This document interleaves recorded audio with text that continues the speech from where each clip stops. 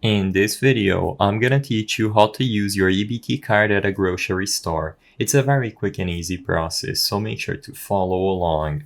If you have received an EBT card, you will be able to use it when you go to a qualifying store and you make a purchase. As you can see, every US state has a website where they have information about the EBT cards. In this video, I'm going over the information on the New York State website, but you can find information about the EBT card on your respective state. They will have a page that looks similar to this one where they describe how the EBT card works and how to use it on qualifying stores. First of all, you might want to check your balance, and you can do so by using the Connect EBT app or by calling the number at the back of your card.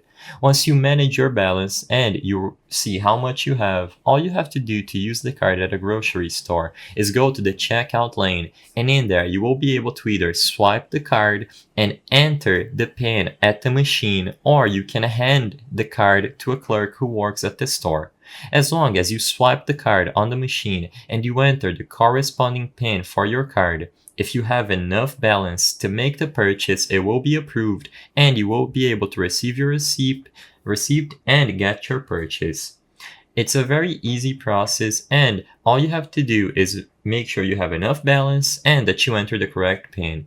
If you are having any issues, like I said, look at the back of the card and call the number that will transfer you to their customer support, where you can get help for any sort of issue.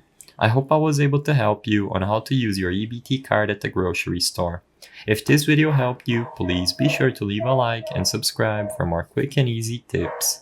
Thank you for watching.